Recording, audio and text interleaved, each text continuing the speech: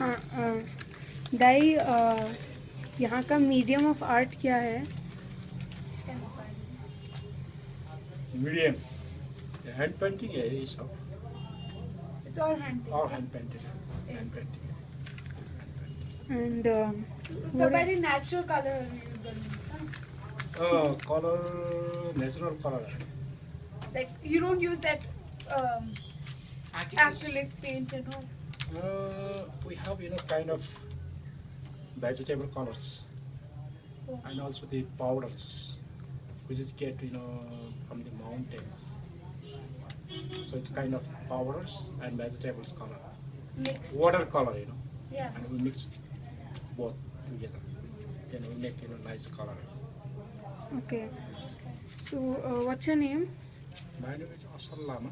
Asal Lama. Asal Lama. And what's your age, sir? Sorry. Age? Okay, I'm now nearly 40.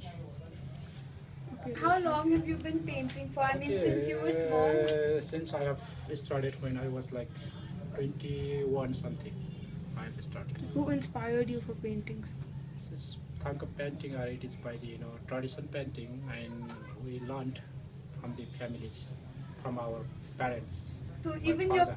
parents have been doing art. Yes, my father also painter. Oh.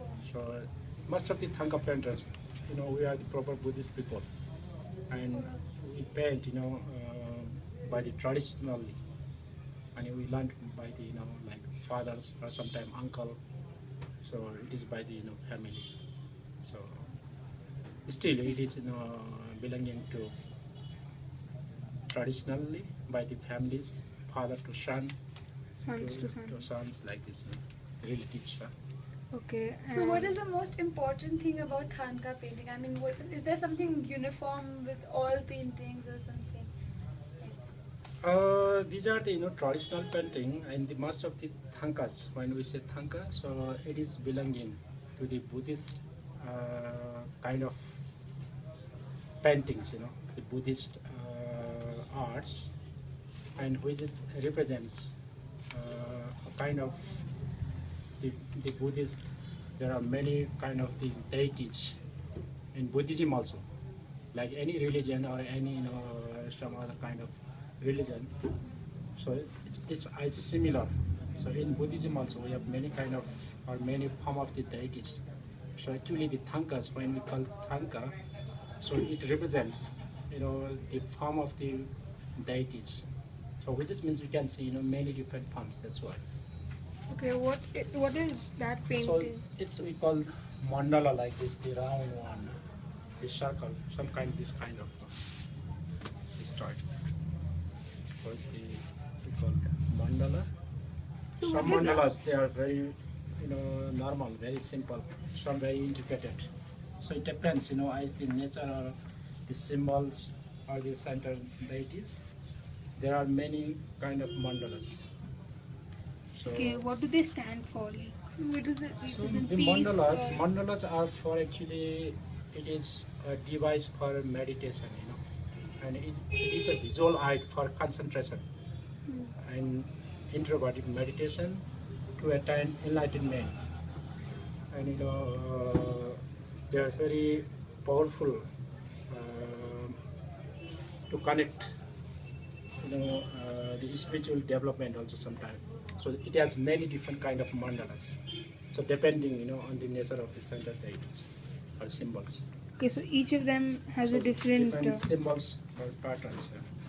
So something like this, smaller size. Color chakra, They're so cool, na? this kind. Okay. So that's the colorful one.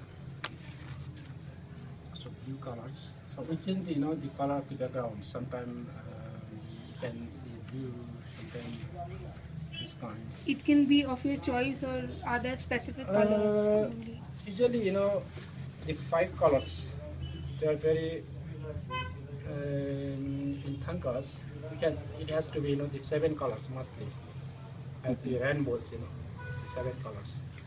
Oh, the So rainbow. sometimes each color has also its, specific symbols.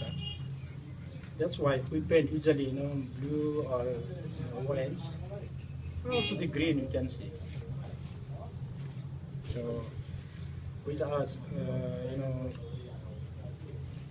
it looks very better than other colors. When you see in blue, it's much more nice Attractive. hues and also the orange.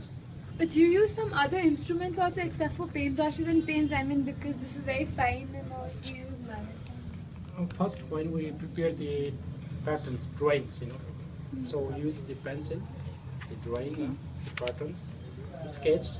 First, we make kind of the sketch, and then we fill the colors. Of course, we have many kind of brushes.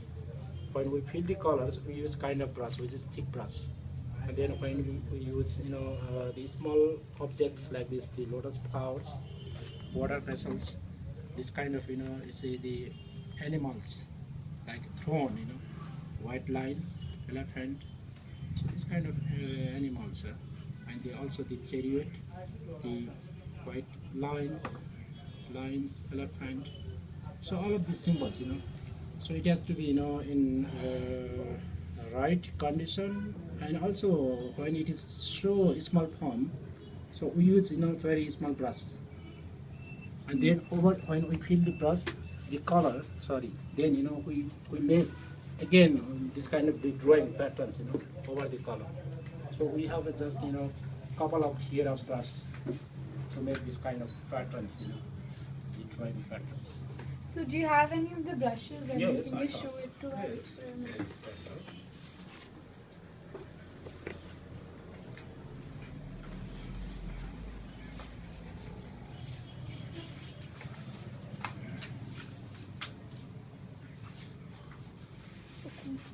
So we use many type of brushes. So this is the a kind of brush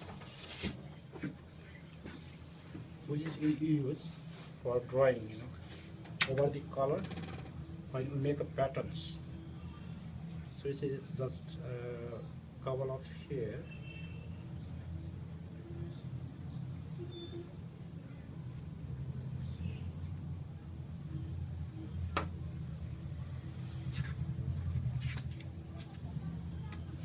And so and some simple patterns.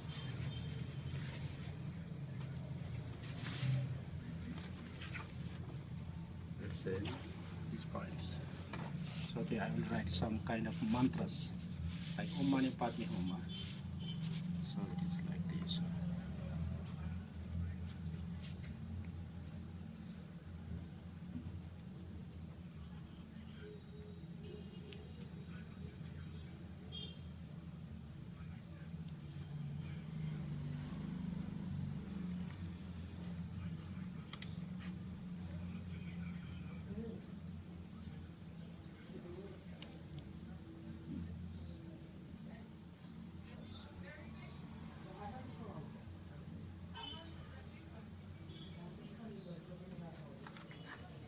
So this is the Om.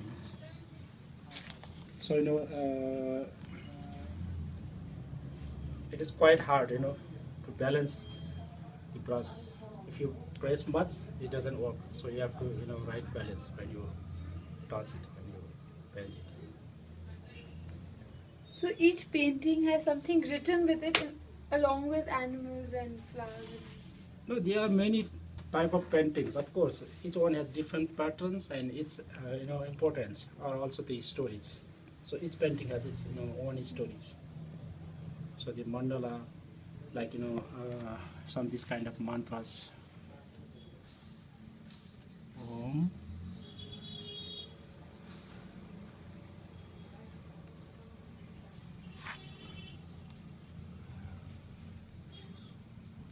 So it is Ma, Om Ma. Then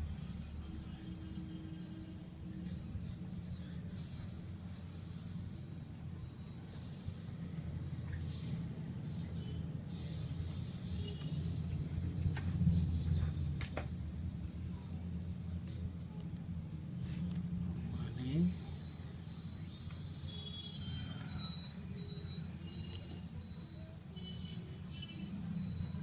This is Pa.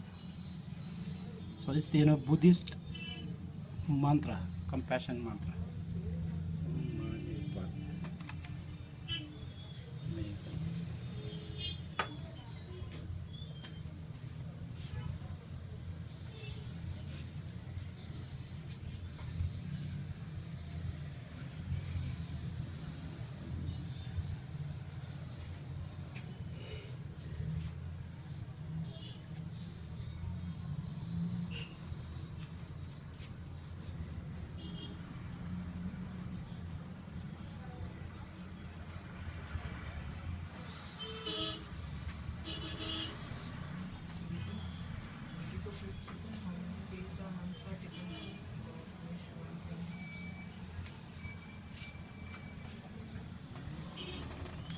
How many days or how many months do you take to finish one painting, like approximately?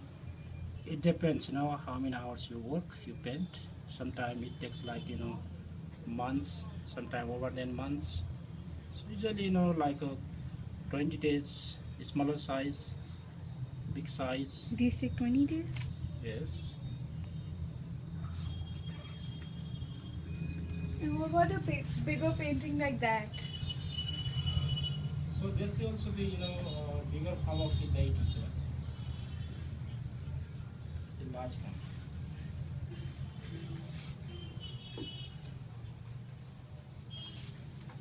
So this is one drop compression. But it is complete form.